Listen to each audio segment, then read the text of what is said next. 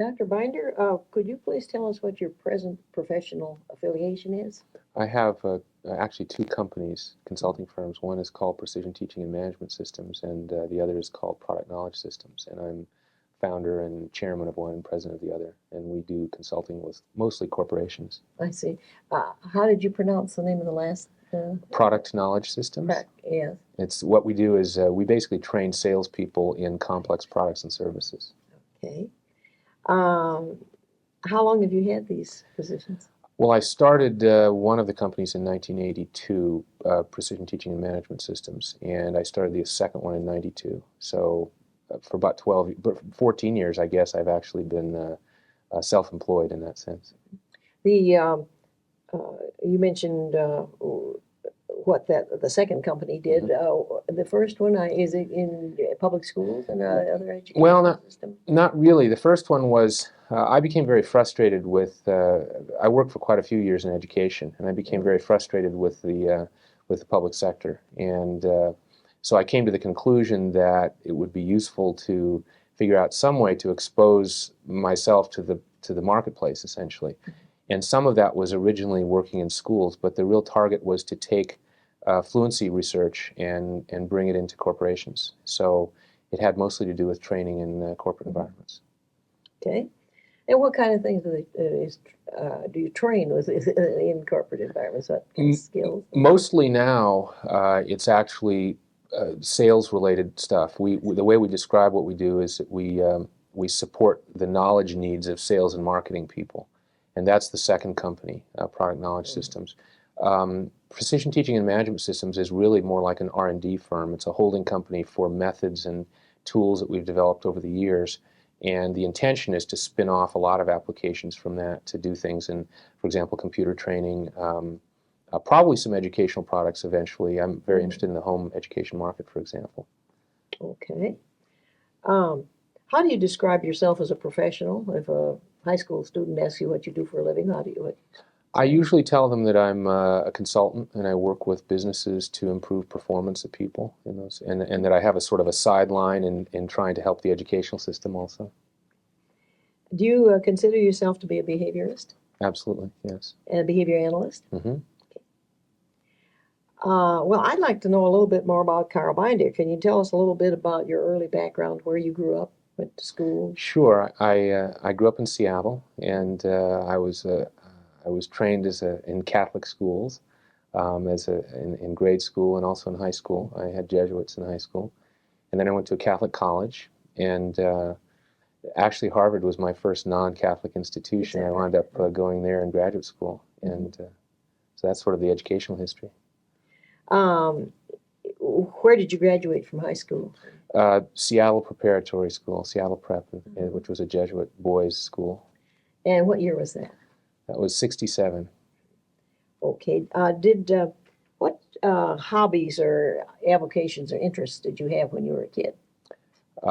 Science in all kinds of different forms. Yeah, I had sort of a lab in the basement. I also did a lot of fishing and hiking. Those are probably the two main things. I did a lot of reading also.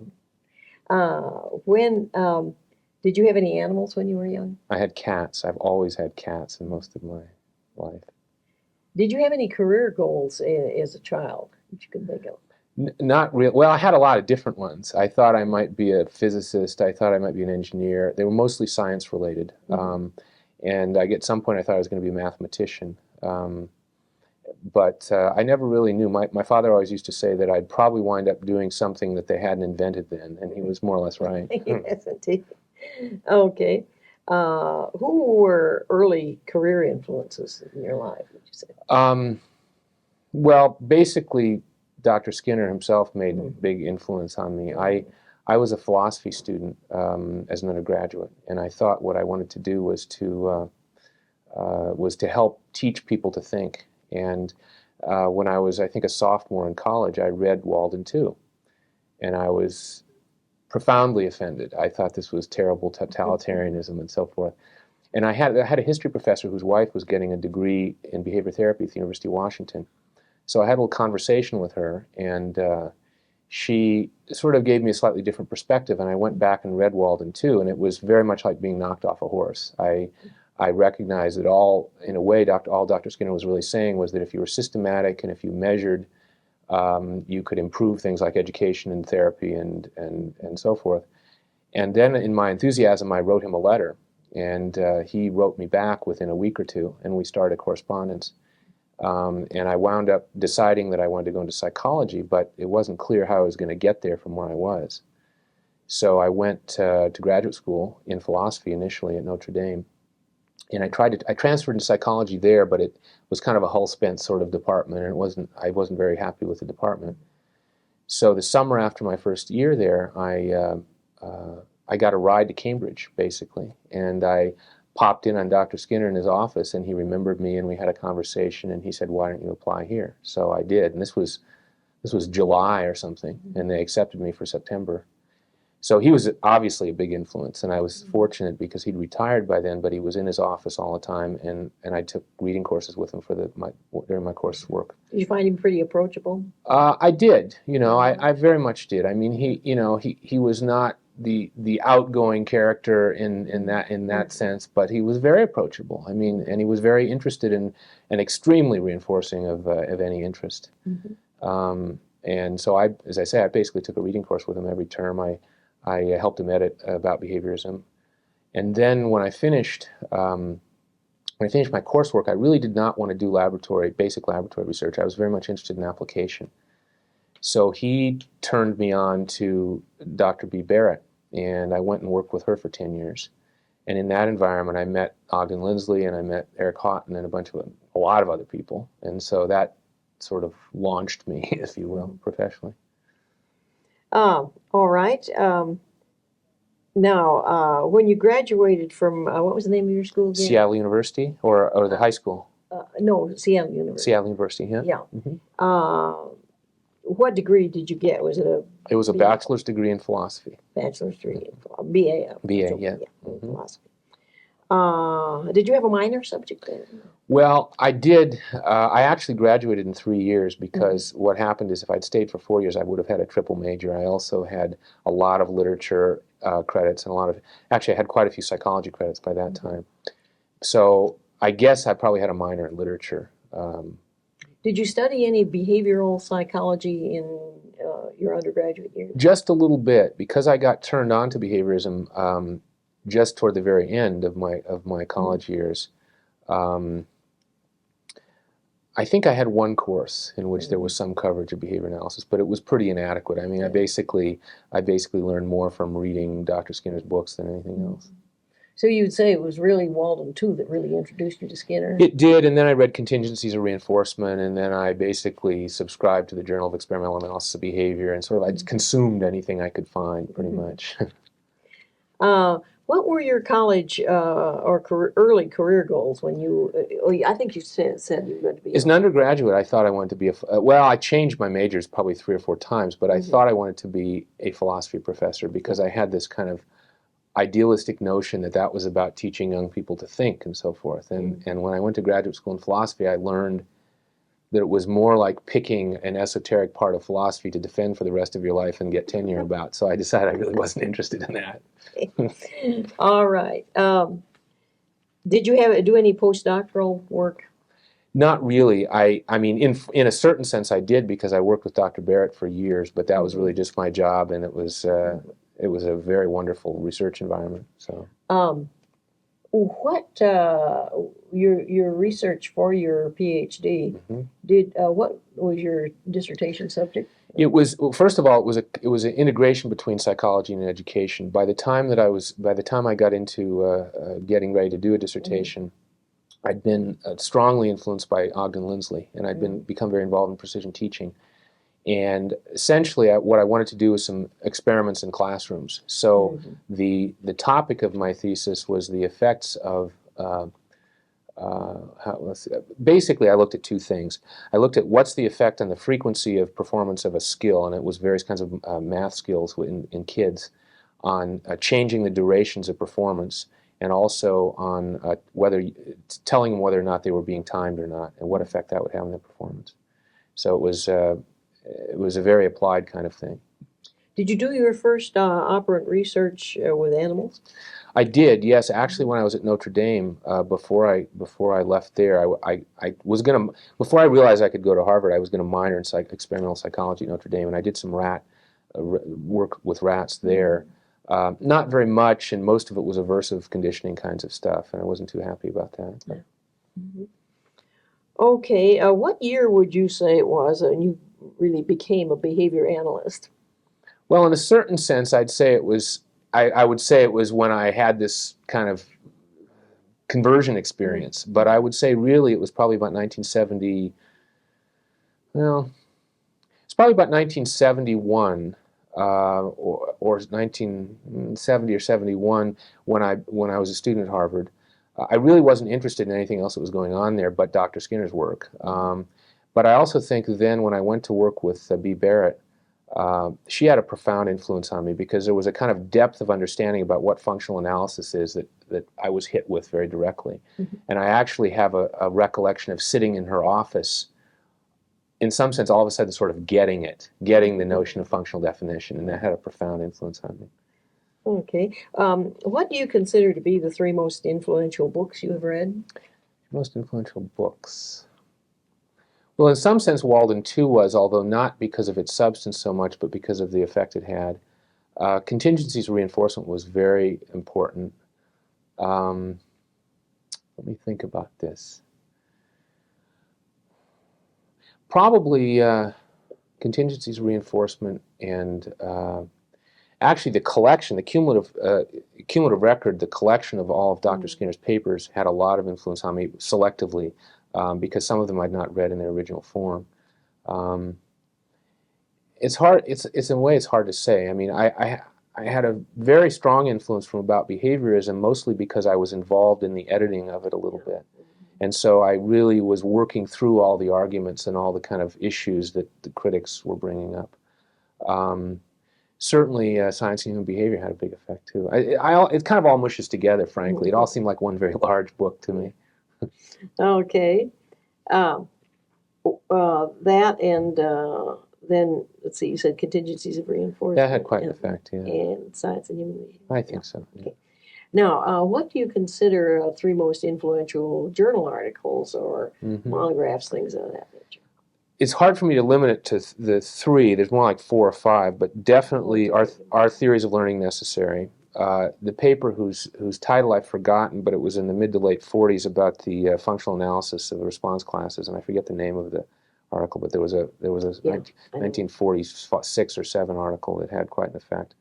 I can't remember, but I know what you mean. Then a little bit later, there was an article by Ogden Lindsley called Direct Measurement and Prosthesis of Retarded Behavior, which applied functional analysis to retarded behavior in an applied setting, and that had quite an effect.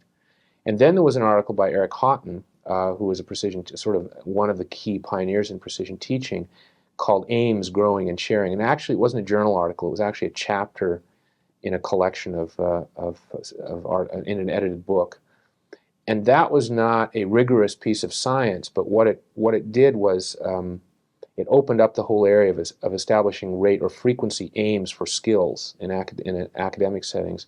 And that really has influenced the whole rest of my career since 1972 or 3. Okay. Now,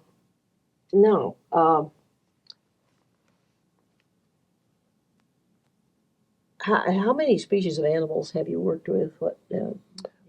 Pigeons and rats, and not and humans, but not a lot with either. I mean, I did some original work with both those species, and then I fairly quickly got into the lab and into the classroom with humans.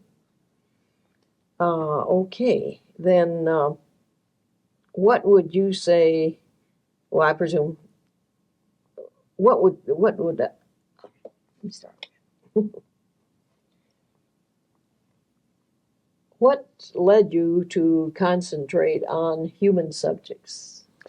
Well, I think because my original interest was always in learning in humans. Even before I ever encountered Skinner, I was interested in somehow helping people to learn and understanding learning in an educational sense. So I think when I finished the work, my coursework at Harvard, And I had the opportunity to work with Dr. Barrett, who had both a basic operant lab for humans and also a classroom setting. It just seemed like a natural environment to be able to do both very rigorous work and also application. But people seemed to me to be the point. Even though I absolutely appreciated the animal work, from my point of view, that was the point. Do you feel animal research is relevant to human psychology? Oh, absolutely, absolutely. I think it's really critical. I certainly think that as a formative experience for anybody learning about behavior analysis, just the experience of shaping the behavior of a nonverbal, non-human organism is a big deal.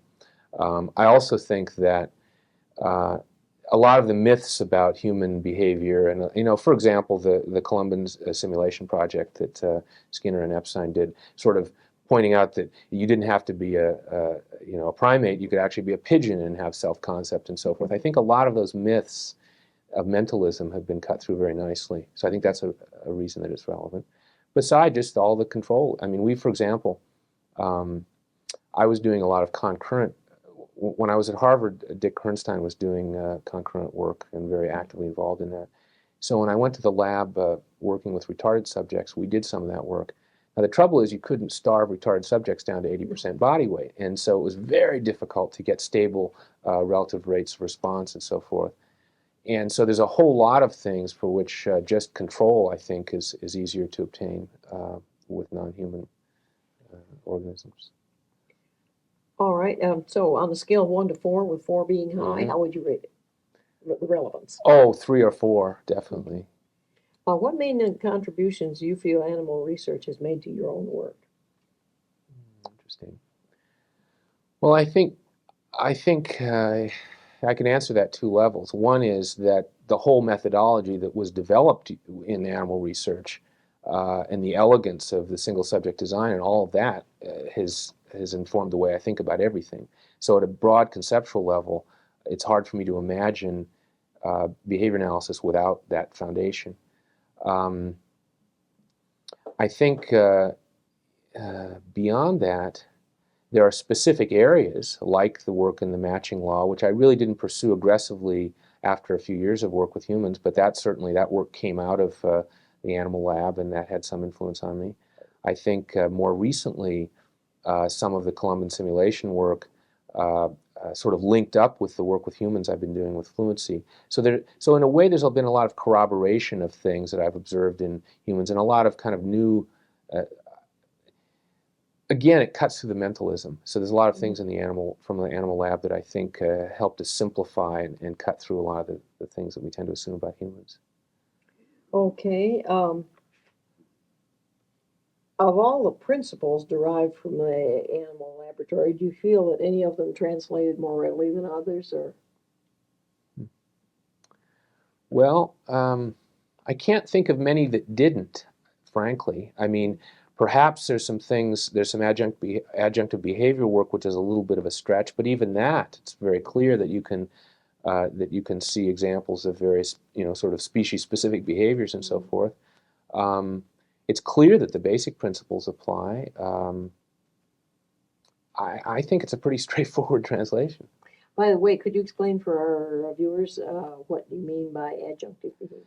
Well, I mean things that individual species might engage in. For example, under certain kinds of reinforcement schedules, a rat might drink a great deal more water than you would ordinarily expect it to, or some other kinds of species might wash something a great deal, for example, or pigs might root, sort of behaviors that are from the natural environment or from the species that sort of pop up in unusual under certain conditions. Okay.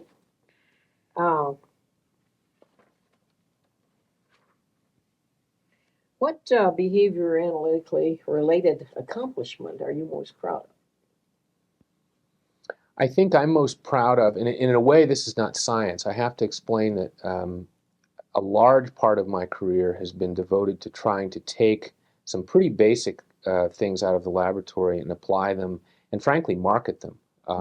Because one of my major concerns is we have an incredible amount to offer, and and we have not done so far as good a job as we might in a lot of areas, certainly in education, which is a focus of my interest. So I'm extremely proud of the fact that I got involved in what's now discussed as behavioral fluency or fluency research, which really comes out of Skinner's use of rate of response originally and then got applied in academic settings with kids, and have figured out ways to actually get that implemented in environments where I don't have a lot of control in corporate settings and elsewhere. And I think I've done a good deal to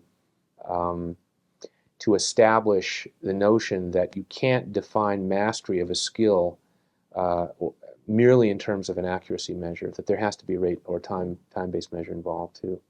So that's kind of my mission in life, if you will, and I'm fairly proud of the fact that I've been able to accomplish something in that area. Well, about what time frame here when you began this work that led you to this kind of...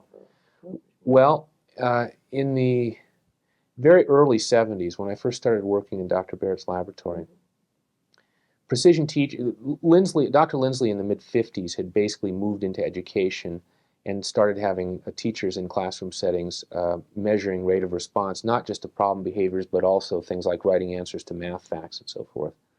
And by the late 60s and early 70s, a lot of his students were beginning to observe that, for example, rate of response for something like a math skill wasn't just something you would push up and down with reinforcement or contingencies of reinforcement, but rather there's actually a difference between somebody who can write answers to math facts at, let's say, 100 a minute or 110 a minute, which is what any normal adult would probably be able to do with simple addition facts, and an individual who might only be able to do that at 30 or 40 a minute, which will not support sort of competent mathematical problem solving.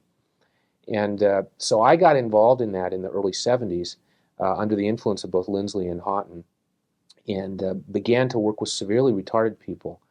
And the first thing was, since most of the work with severely retarded people at that point was being used in conventional trials procedures where basically it was a very controlled operant, and the learner was not allowed to move at their own pace, and people weren't even looking at the time dimension at all.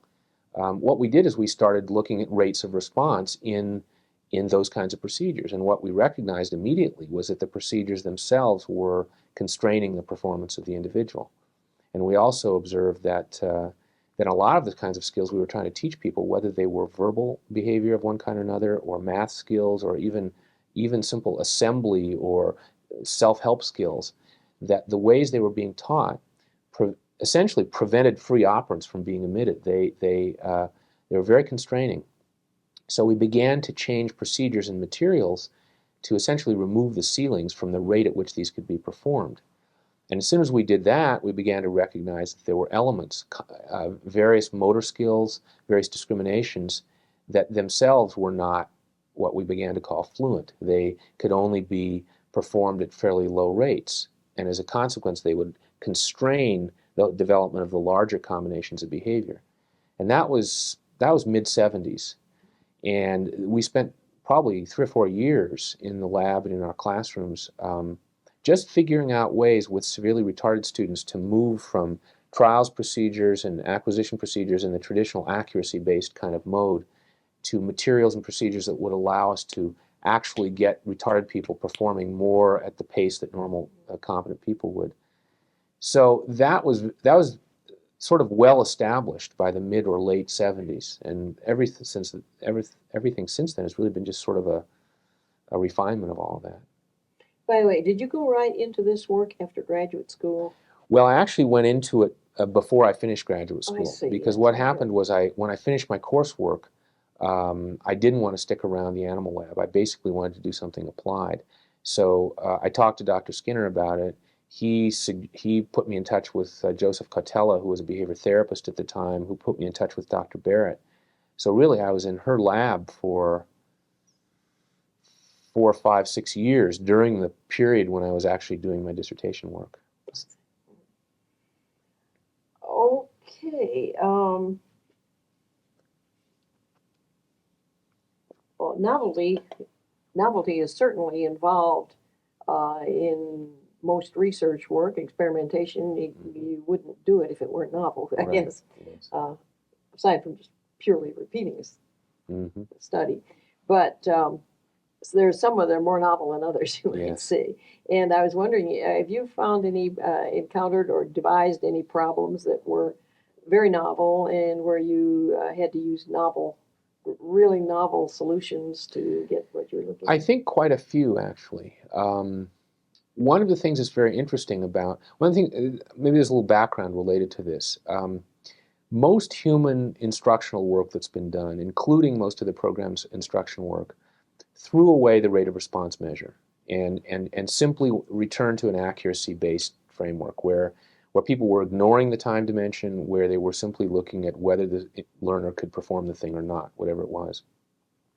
Once you move out of that and you begin to actually look at the rate at which people can do things like math skills or vocational skills or components of language or a whole range of things, just about anything you can think of, all of a sudden a whole lot of things happen that wreak havoc with your procedures. For example, if you are trying to look at the rate of acquisition of let's say, a simple math skill in an elementary student, if your experiment is about looking at learning rate, so that you're actually looking at a trend on a graph rather than just stable levels, you have to find a skill, be able to figure out a skill where there's enough room to change over the course of an experiment, where you can go through a few phases and you won't have topped out at a rate that is the peak that it can be performed.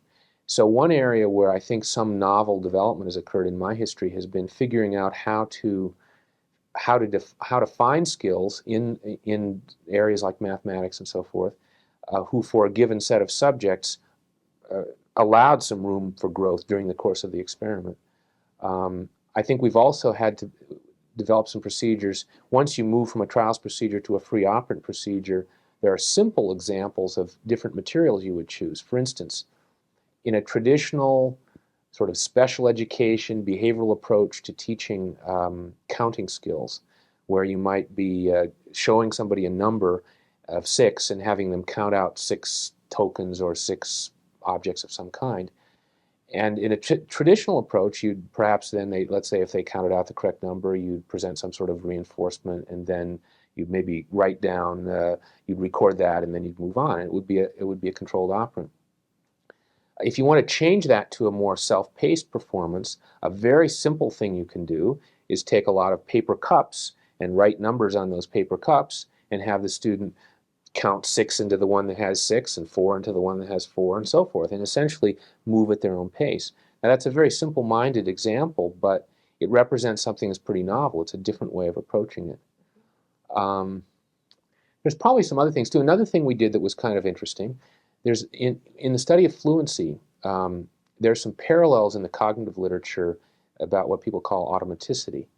And the idea is that if you have a response that gets so it's a very short latency or a very high rate, can be performed quickly, in other words, that there seemed to be a change in the distractibility. That is, in the cognitive literature, they would use a paired associate type task where they might present some stimulus and expect a response, and they would measure latencies.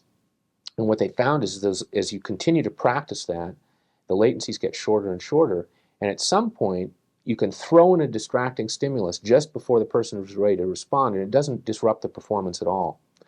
Well, we changed that into a free operant in which we taught some paired associate kinds of tasks with adults, where, for example, a person would be learning to say a number when they were shown a Hebrew letter.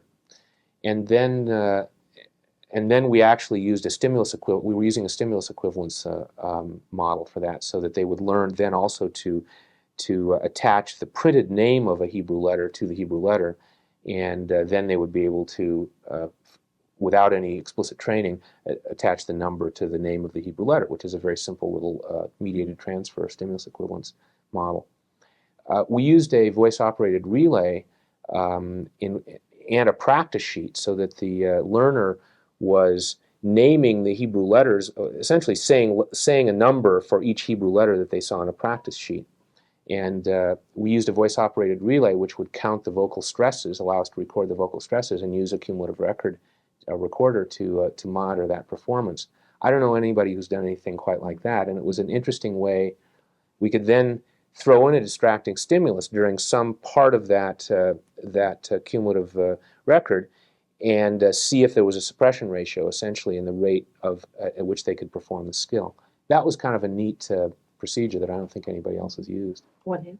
Well, what we saw was that if the learner was quite fluent, could perform that simple paired associate quite rapidly, if we then had random numbers read into their ears, it didn't really suppress the rate very much at all. But if they were not yet fluent, if their rate was somewhat lower, you'd see a cumulative record which would be going along, and then at the point where they began to hear random numbers in their ears, it would just really suppress the performance. It would be very, I mean, it's like if you're trying to do something you're not very good at while watching television, it's a distraction. My children never thought so. Okay, what about unexpected happenings as a result of your experiments? Okay, let me think about that. There have been a lot of unexpected things in my recent efforts to implement fluency building training in corporate environments. I mean, that becomes, it's not really about science, it's more about logistics almost.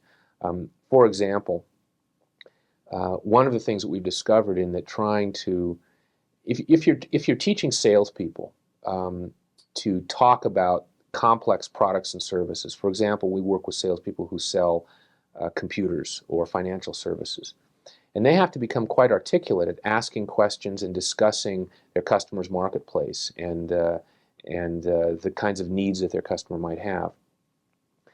Well, we work on that starting with elementary facts that they might practice with what Ogden Lindsley would call SAFMEDs, essentially timed flashcards. And then we sort of put those together by giving them practice and becoming fluent at answering questions that require them to pull together a number of those elementary facts and perhaps deduce a conclusion or what have you. But still, to create a more complex repertoire, you somehow need to create an environment that will synthesize that. And you could just have role plays with another person who's pretending they were a customer. But a simple little sort of surprise that's pretty obvious when you think about it was that very often people practice giving slide presentations or overhead transparency presentations. And in the context of that, they're responding to some visual that actually prompts a fairly flexible repertoire. So sort of by mistake, we discovered what we're now calling fluency builders, which are largely graphic pieces of paper or transparencies which have things like perhaps process diagrams on them or some other highly graphic with only a few words things on them that occasion, if you ask somebody to talk about this for a while, it can occasion quite a complex verbal repertoire. Now that's really simple, but it's an example how in our implementation work we're discovering clever little things. Okay, in your settings, have you ever had occasion to work with groups where you trained people in a group, like, say, maybe a bunch of assistants who might go out on this thing, yeah, to your customers? Do you train them in groups?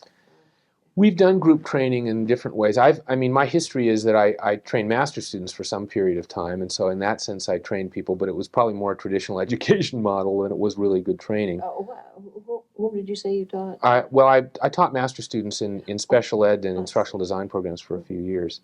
But in our corporate environments, we do fairly conventional workshops with groups of people, except that there tends to be a great deal more practice and a lot more precisely defined activities, so that instead of doing a presentation and having some question and answer period as you might expect in most traditional educational environments, we may have some presentation but then possibly have either some written materials that they practice solving problems using some reference materials about products or markets or what have you, or we might have question and answer practice where they become fluent at responding to objections or difficult questions in their own words, but being sure that they can hit on key points that they need to make. So that sort of thing happens in groups, and it sometimes is cooperative, where people will pair off and work with one another. Sometimes it's a group environment where it's parallel work with a bunch of individuals. Any group contingencies involved? We sometimes have in our corporate stuff. We sometimes have group sort of competitive contingencies where, for example, with one of our clients now, which is a Fortune 500 company, it's a very simple contingency. Basically, the objective is to get them to practice on these flashcards, these timed flashcards or SAFMEDs. And it's sometimes hard to get them to do that. And we've had things where the sales manager shows up and says that they'll give them a $50 bill if they can do it at 50 a minute or whatever, and that works well enough. But it turns out it works much better if you form up some teams and you have a score in a competitive situation where the aggregate count per minute across the whole group is the team score. As you might expect, you get very nice cooperative and sort of peer support in that kind of situation. Do you find the need of using any new principles in working with groups that you don't use when working with individual subjects? That's a good question. Well, almost by definition, it's interesting because I've worked fairly closely. Well, I've not worked closely with, but I've sort of kept in very close touch with Kent Johnson and the work that he does. And one of the advantages that Kent has always had in working with groups is that he has a great deal of control over those groups, because he's traditionally worked in classroom settings for either children or adolescents or others for whom he had very strong contingencies, either grades or some kind of consequences.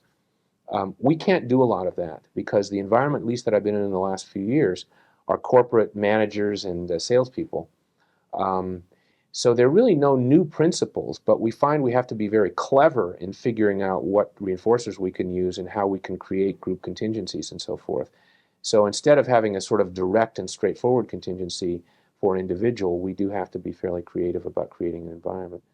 But I don't think that's a new principle. I think it's just a slightly different application of some old ones, yeah. In any of your work, did you experience any failures of operant principles? Well, in some respects, a key part of precision teaching is an acknowledgement of a certain failure. One of the early discoveries was, and this actually can be attributed to Eric Haughton, but then a lot of the work that I've been involved in since the 70s has confirmed this. The basic discovery was as follows. If you take a simple math kind of problem, like let's say writing answers to simple addition problems, and if I were to give you a sheet of these, let's say 150 of these, and ask you to write as many answers as you could in a minute, a competent North American adult would be able to answer someplace between 80 and 110 a minute of those in a minute, and might make one or two errors because they were moving very fast. Well, in the early days, what we found when we worked with kids in schools, 3rd, 4th, 5th graders, is that if we provided daily practice with some sort of consequences, various kinds of consequences, that they might get to 20 or 30 a minute and then top out, and they'd be flat at, let's say, 20 or 30 a minute. And it was very puzzling in the early days because coming from a sort of contingencies reinforcement perspective, we assumed that if we gave them prizes for doing it faster today than they did yesterday, or if we had a party, if we in some way figured out what the reinforcers were for these individuals, that we would be able to arrange them and get them to increase the rate at which they could perform. None of it worked. And what happened was somebody got the bright idea of going back and seeing how rapidly they could write digits and see how rapidly they could read random digits. Well, turns out they were pretty slow at those things. And if we provided sufficient practice on those components on a daily basis, that without a great deal of extrinsic consequences, those components would get faster and faster over a period of time. And then if we return to the composite skill, surprise, surprise, that would also grow. And so, for example, Eric Haughton discovered, and we've confirmed in all kinds of ways since then, that, for instance, you ought to be able to write digits and read random digits at some place between 100 and 150 a minute if you want somebody to be able to then write answers to simple math facts at, let's say, 80 to 100 a minute. Now, from my perspective, that is a big new discovery in instructional design, because traditionally, the perspective that conventional instructional design from whatever framework, including a program instruction framework, has always suggested is a kind of an accuracy-based learning hierarchies approach. And so the notion is, if you can check off, yes, the person can do this accurately, and they can do this and can do this, so you should expect them then to be able to do the next level on the skill sequence. But what we discovered was being able to do that thing was not sufficient, and that no matter how much reinforcement we used, it didn't increase the frequency of that unless we increased the ability to perform the component skills. So that's a case where reinforcement may be necessary to get people to practice, but it turns out not to be sufficient. Okay. What about areas? Did you encounter any areas that you felt were not being addressed by behavior analysis? I've never encountered any areas that I didn't think could be addressed by behavior analysis. I think, you know, there's always been kind of the radical behaviorist versus the methodological behaviorist thing that's gone on, especially in applied work. And so there's always been some subset of our community who've had difficulties with covert events, and who've wanted to dismiss them. The methodological behaviorists tended to want to do that. But there's no problem with that area. I mean, there's a good deal of work that's been done on covert behavior, and you know, it's just a problem of only one observer can see it, and so forth. So I've never really encountered any area where I didn't think that that frankly the principles of functional analysis sort of cut through it like a knife through butter. Okay. Have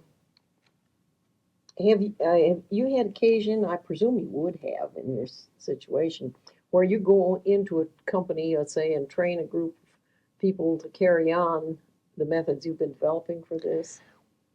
We've begun to do some of that. We've begun to do some of that. Frankly, my history of working in corporations has been kind of interesting, because first of all, I started out very naive. In '82, when I decided I wanted to work in the private sector, I was essentially an academic and rather naive about it all. So just learning how to move and work in that environment has been interesting.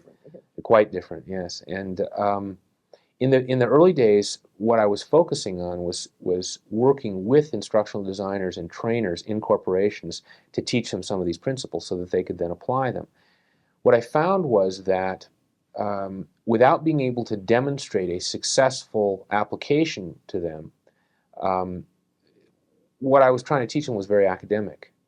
So really in the last 5 or 6 years, I've more been involved in corporate settings where it was essentially what we'd refer to as an outsourced job, where basically they contract with my company to develop training and documentation to support a particular set of performances, and then we work with them to implement that. But we really do the work. We really do most of the work, and then we work with them.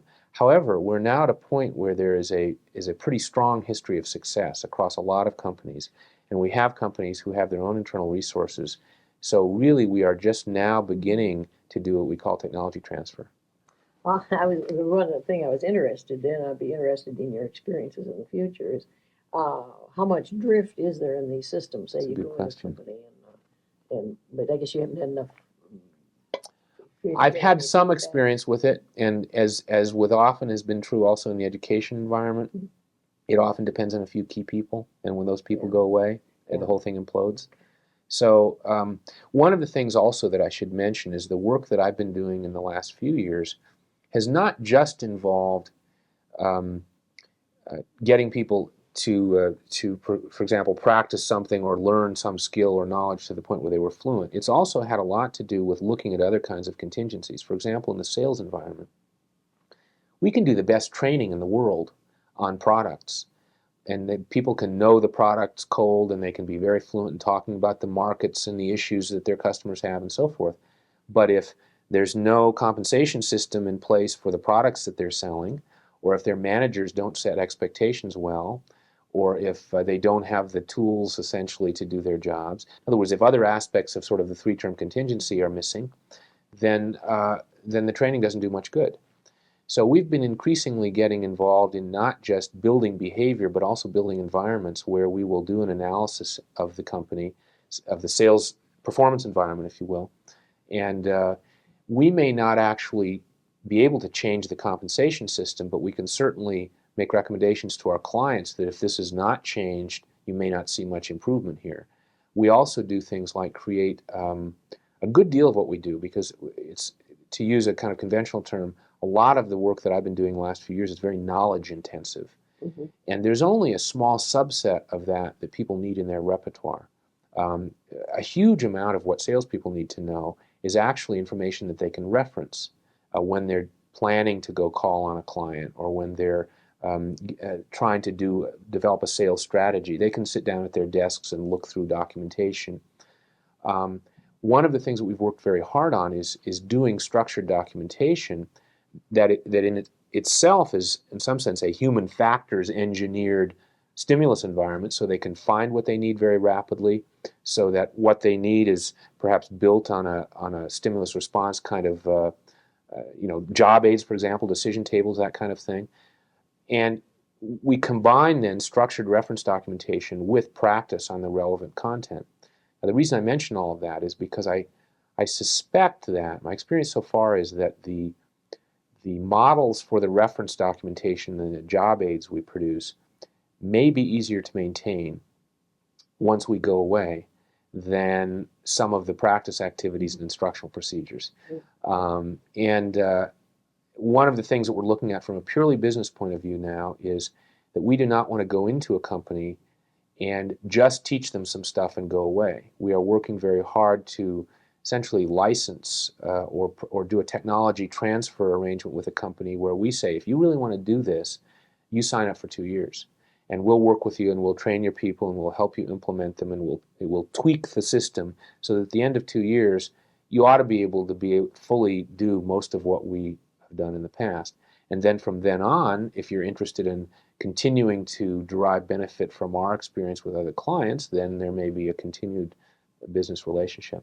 But what I'm finding, as I said earlier, more of my work has been involved in trying to get this stuff used than in being sort of an advanced scientist. And that's a great challenge, yes. Getting people to actually use it and use it properly and derive all the benefit. Because otherwise, they say, well, we've tried that behaviorism stuff, and it doesn't work. Okay, could you tell us a little bit about the kinds of things you're doing now? For example, some of the companies and what type. It's a company X. Mm-hmm. You wouldn't have to name names if you don't want to, but what do you do for that company? How long have you been doing it? Okay.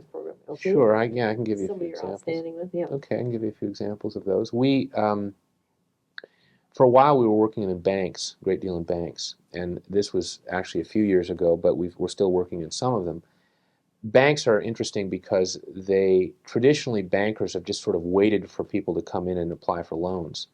And in the economy of the last 10 or so years, especially in commercial banking, bankers who work with companies as their clients, they've had to get a lot more aggressive, and they've had to actually become salespeople, which is an unusual thing for bankers to do. Now, in general, not only in banking, one of the problems in sales is that what salespeople tend to do is, quote, push products. And what they really should be doing is asking questions of their potential customers, identifying what the problems or needs, or what you might think of as reinforcers, are for these customers, and then showing how whatever product or service they have can address that. That's what real consultative selling is. Most companies don't do a very good job of that. So one of the things we did with a series of banks was we developed some very complex but very structured and accessible reference documentation about the business environments that those bankers were selling into, about the kinds of needs that the people they were selling to, most of whom were chief financial officers, had or might have, about the products themselves, various kinds of financial products and services, not just loans, but things like various kinds of electronic transfer services and payroll services and a whole bunch of different stuff that would address the business needs of their clients.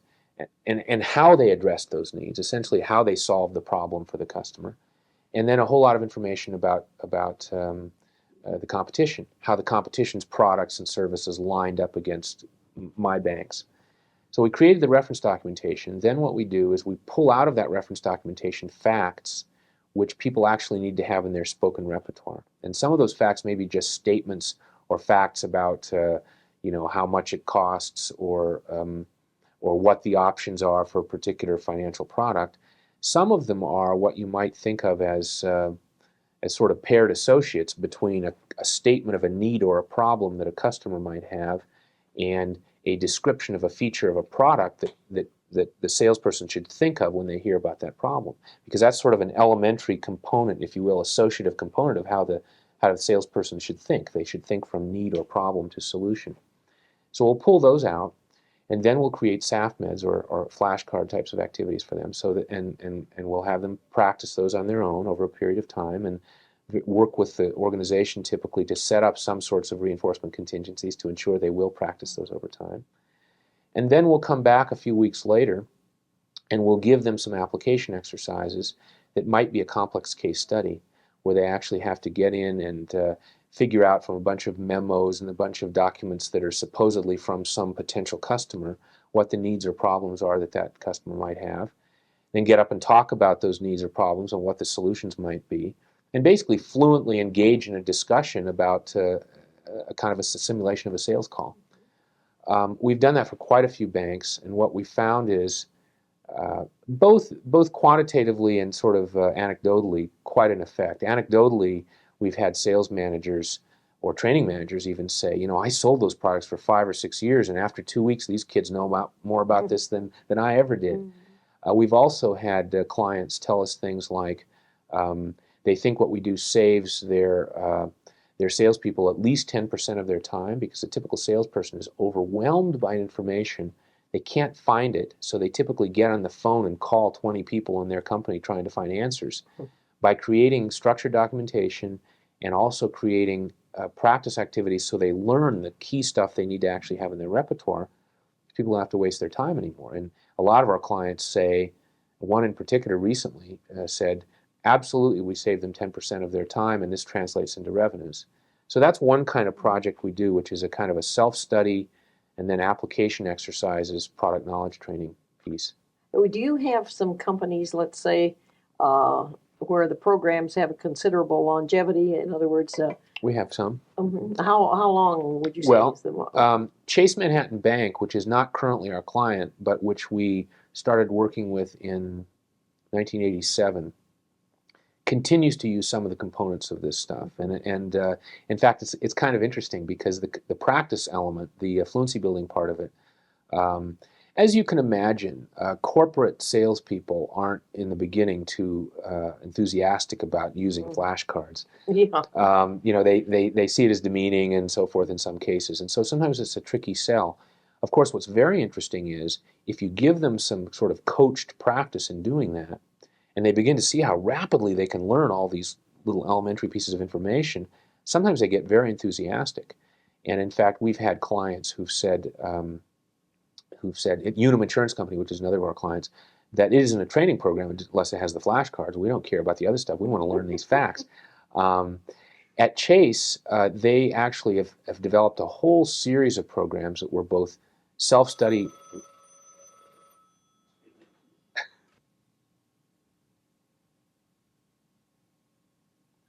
So continuing about the bank example, the practice component is sometimes problematic for people, especially senior bankers who don't think they should have to do this.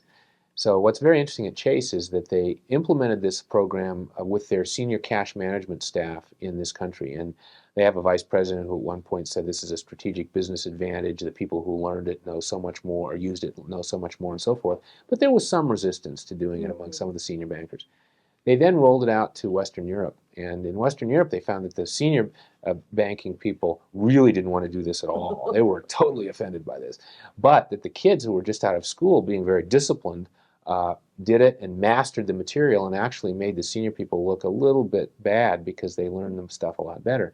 In Japan, they then rolled it out in Japan, and everybody just absolutely mastered the stuff and did all the practice. And it was very interesting to me to consider the cultural issues, because one of the things in precision teaching with kids that we've been looking at for years is that issue. You know, we've often said maybe we should take precision teaching to Japan. You know, Deming found the quality stuff more acceptable in Japan, and maybe we'd find some of our methods more acceptable in other cultures. Mm-hmm.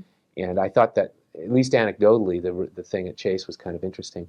But they continue to use some of the methods. Mm-hmm. Another example of the kind of thing that we've been starting to do is really less just instruction or training and more what we're now calling process reengineering, where we actually go into an environment. And one major semiconductor company we're working with now, where we look at what the salespeople have to do as part of their jobs altogether, the whole performance that they need to, all the accomplishments that they need to produce. And we then look at what information they're currently using and all the tools and the training that they have, and so, sort of their whole environment, if you will. One of the things that becomes very obvious in that environment is all of the information that they get is more information than they need about a whole lot of things, a lot less than they need about certain things, very hard to find because for example, a lot of it they make available on computers. And so they use computer databases that are very hard for people to move around in, that aren't very user-friendly, that have stuff organized on them under categories that have nothing to do with the person's job. And then they have training, which is fairly traditional training, where they might be just having their marketing people come and use overhead projection and slides and talk about products. They have all these different things coming in on the salespeople, and they're not well integrated, and the information is, as I say, is more of some kinds and not enough of other kinds and so forth. So we'll go in and basically re-engineer that environment. What we'll do is say, first thing is, you need to get your sales and marketing senior executives together and get very clear about the performance that you're trying to support. Once we've all identified what the key performance objectives are, we then will investigate what the current environmental supports and training are that are out there that enable these people to do their jobs, or perhaps don't enable them to do their jobs. We look at the exemplary performers and we see how they're doing it. We then basically work to do things like integrate all the different sources of information into a single, what amounts to a table of contents for a single reference or knowledge base. That gets rid of a lot of redundancy. Make the documentation more efficient so that people can actually move through it quickly. Thinking of contingencies or reinforcement in this environment, for example, one of the problems is people always say salespeople don't read. Well, the reason they don't read is most of the stuff they're given to read is useless. They can't find what they need in a short period of time. And one of the things that we find is that if we create reference materials that are built for their jobs, that are easy to access, that are well indexed, that the natural contingencies take over. They'll start reading and they'll say, these are the best reference materials we've ever found. And then what we do is we figure out what the subset of that information is that they actually have to have in their repertoire, and we build practice activities. So essentially what we're doing is we're taking the whole environment and doing a kind of a behavioral systems analysis and saying, how can we fix all of this so that it's more cost effective and produces a desired performance? And we're just really starting to get into that. We're sort of shifting from positioning ourselves as a training company to being more of a performance improvement and even sort of systems or process reengineering company. What about some other kinds of work besides training sales people? Have you done any work in training specific skills that somebody in a company needs? Or I've not done very much of that in the last few years.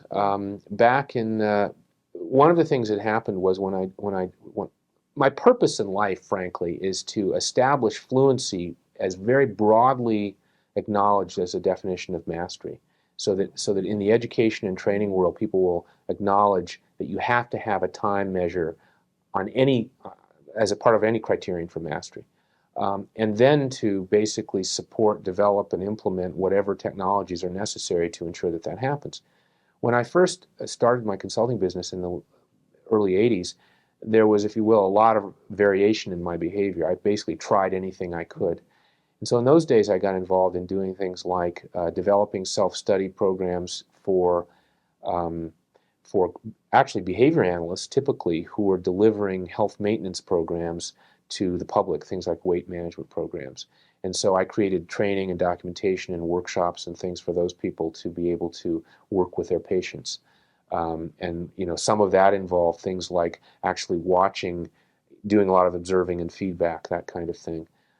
I've developed a whole curriculum, really instructional design guides for people to learn how to use computers. Worked on a lot of different specific areas, really whatever kind of projects came up. But in about 85 or 86, fell into this area of knowledge training for salespeople, and it became obvious that there's a market there.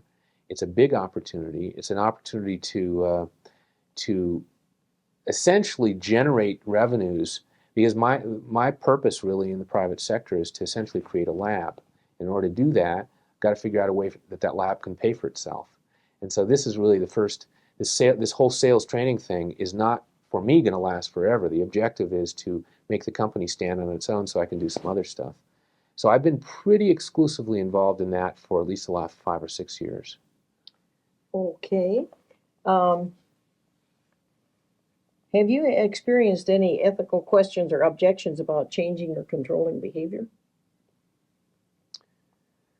Not really. I've been tangentially involved in some of them. For example, I was a consultant at the Behavior Research Institute at one point some years ago, and as the viewers may or may not know, that's a place where severely behaviorally disordered students are treated with some aversive or punishment kinds of procedures.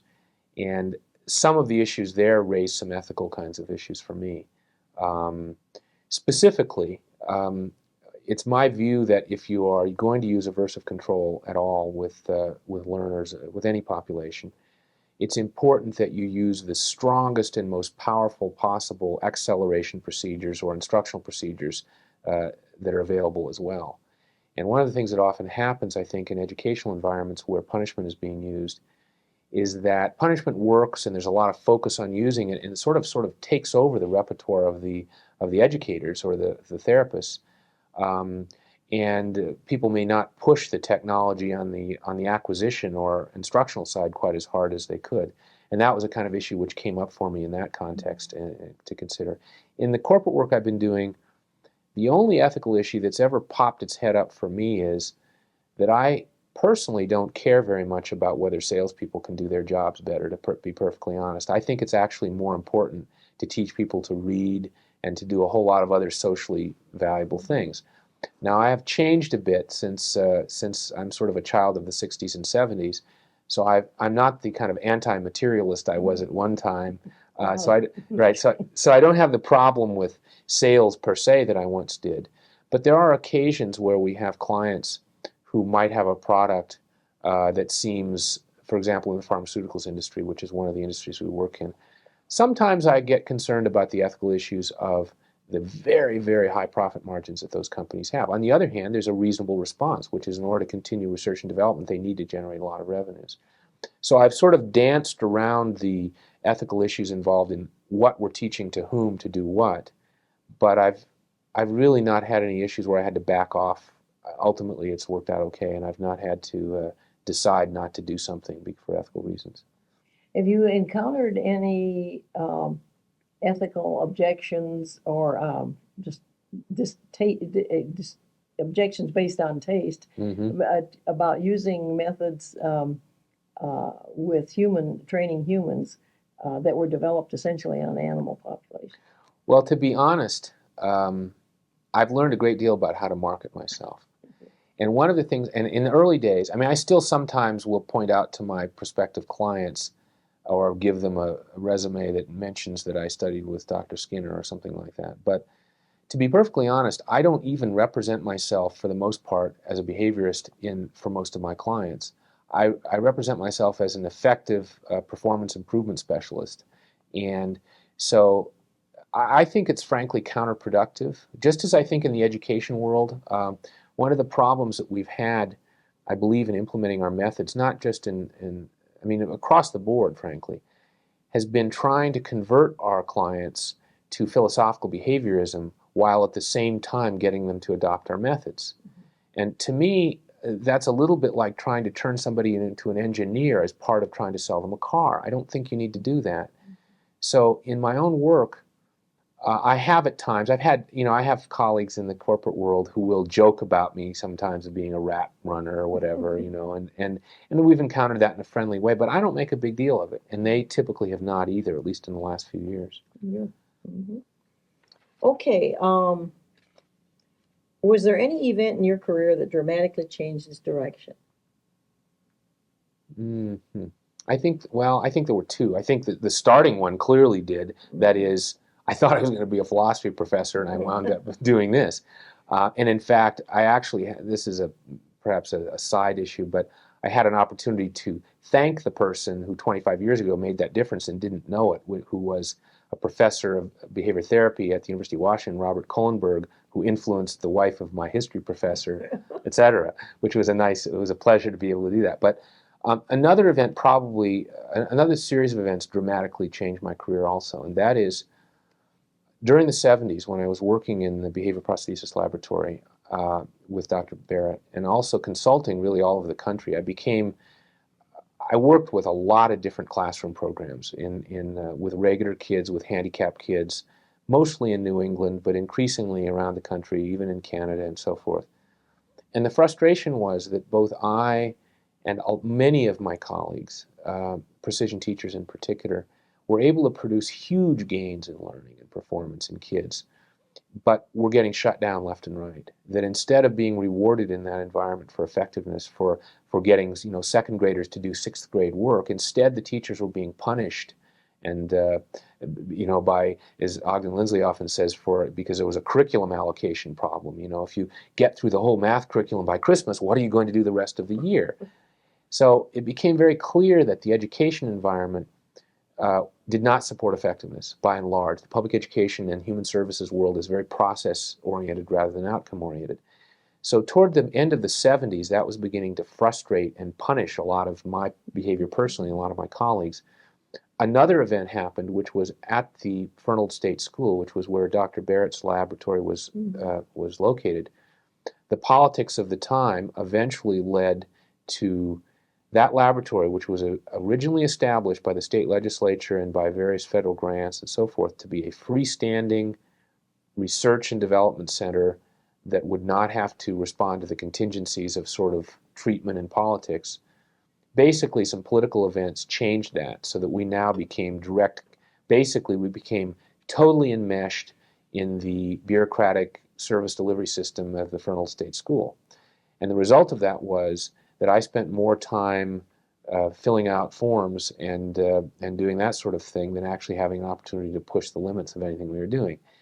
That basically, again, if you think about it from behavioral terms, my behavior started to vary a great deal. I started pressing a lot of other bars and trying to figure out what other behavior I would pay off, so to speak.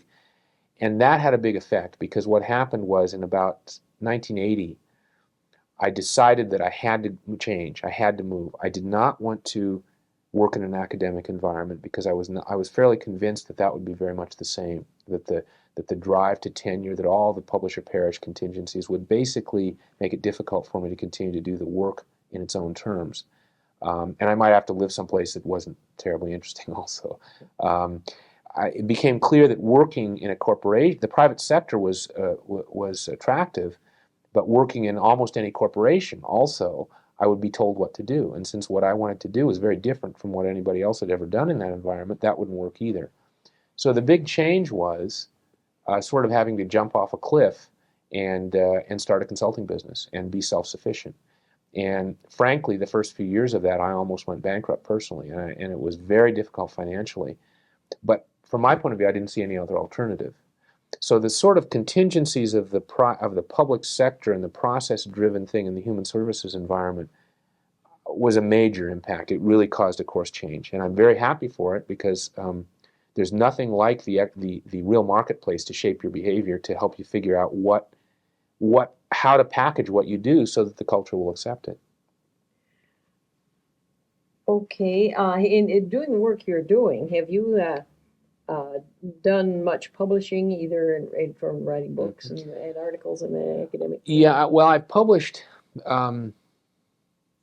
I've actually, my intention to publish is not primarily from a scientific point of view, although I've published a few articles that have been data articles that have been, there's certain areas that I've done sort of some groundbreaking work in, like the area of endurance, which is in summary terms, it's the relationship between fluency and being able to maintain a performance for a period of time. Some other bits and pieces of work that I've sort of discoveries I've made that I've wanted to publish. But frankly, my interest in publishing has been far more, frankly, from a sort of a marketing point of view. My interest is in getting the consumers of our technology to be aware of what we can do. And I think that those are primarily the general literate public, parents, and business people. Now, in the process, there's also some sub-audiences like policymakers, for example. So I have published a great deal in the last maybe 10 years. What would you say would be the most influential of these publications to date? It's a good question. Well,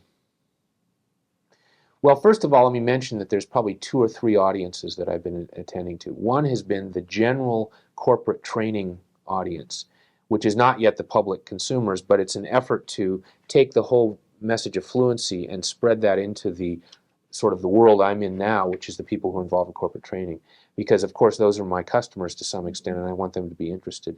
The second audience has been, for example, there's a publication, place called the Youth Policy Institute in Washington, D.C. And a number of years ago, I and a couple of my colleagues, Don Cook and some others, got together and produced an issue of a journal that they have called Youth Policy, which was about our methods, behavioral education methods. The intention there was to alert a slightly different audience, sort of policymaker types. I'm not sure how influential those articles were, but I think the fact that they exist and that we can still use them to send them to people and so forth is very helpful. And then there's a third category of publications. One of the things I've learned by being in the private sector and also by working specifically with sales and marketing professionals is some basics for my behavioral colleagues. Because frankly, I think as a field, we are not very good at all at understanding the language of our customers, at communicating with them in that language, in all of the simple sort of marketing 101. So I've probably published 5 or 6 articles in the last few years which are specifically aimed at my behavioral colleagues about the simple principles of marketing, what we do, and the notion that we really need to understand, first of all, the different potential customers we have, whether they're parents or the education system or businesses or what have you. We have to clearly define some products and some needs and problems that they have in their own terms, not in our terms. And then we have to show how what we have can address those things. And I'm beginning to believe that some of those articles have been influential to get some of my colleagues to be more and more thinking in a way that will have us, instead of pushing our technology that we think is just nifty, but they think is from outer space, instead packaging and describing what we do in a way that will be more readily acceptable to the public. I'm beginning to think some of that is having a little bit of influence. What do you consider? Yeah. This is your last question. Oh. Well, of all the questions I have left, let's see. Yeah, now it's your choice. Oh, gee. Okay. If you had your academic and professional life to do over again, is there anything you might do differently? And if so, what?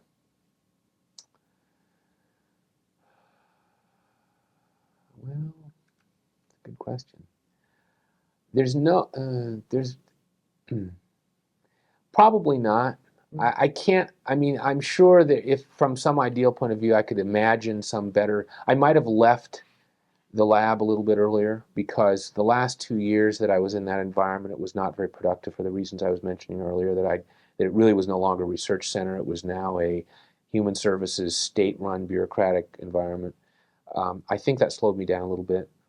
I might have published a little more aggressively earlier on some of the stuff we learned about fluency. But beyond that, I actually think that things are going pretty well, and I'm fairly happy with how it's going. One more.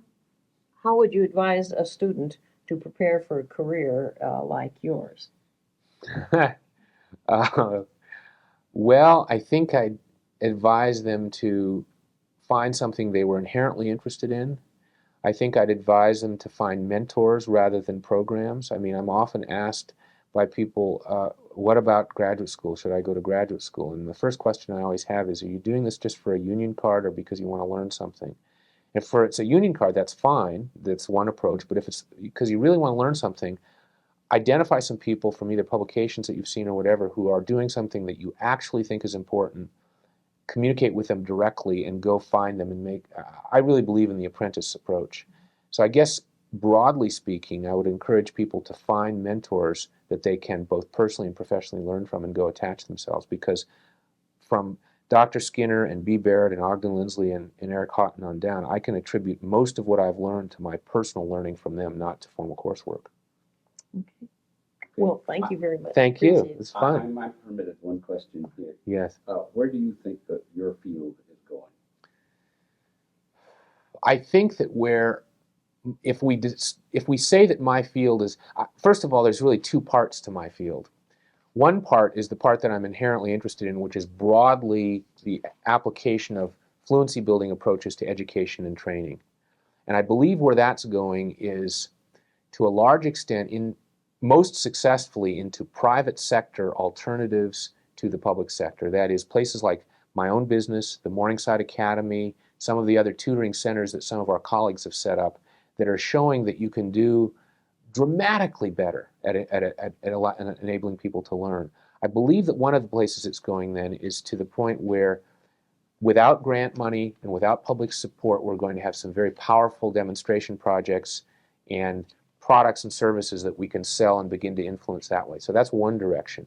My specific field that I'm personally involved in now, which is the sort of corporate adult performance improvement world, I think it's going away from just being about training and being about, as I mentioned earlier, analyzing the entire environment in which people perform and arranging not all the contingencies and all the factors to maximize that performance. So it's not just consequences, it's not just instructional technology, it's a whole range of things that have to be put in place to work effectively. And I think that's starting to happen. People are shifting from a training perspective to a performance improvement perspective. Okay, how would this differ from, let's say, organizational behavior management? I think the difference would be that it's very much like behavior management in the educational setting. One of my sort of criticisms traditionally of applied behavior analysis has been that it focuses so much on consequence management, manipulation, that the power of the antecedent is hardly used at all. And especially without rate measures, without looking at fluency, then you've really crippled your instructional technology.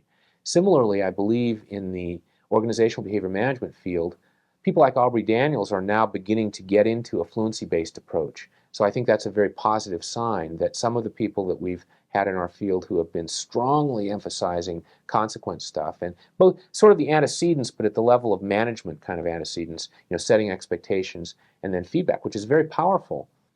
But I think there's a whole lot of other variables. I think documentation and job aids are very powerful as a way of setting up a stimulus environment that can support performance that's not always acknowledged by some of our colleagues. I think that the fluency-based training component will fill out another piece of that. So I guess what I'm saying is that there's a broad range of things, and hopefully we're all getting out of our individual boxes and beginning to see things more like Tom Gilbert sees them, actually, which is overall, let's define the accomplishments that people need to produce, then let's define the behaviors that exemplary performers exhibit, and then let's figure out whatever it takes to most cost effectively get that behavior to happen. Thank you.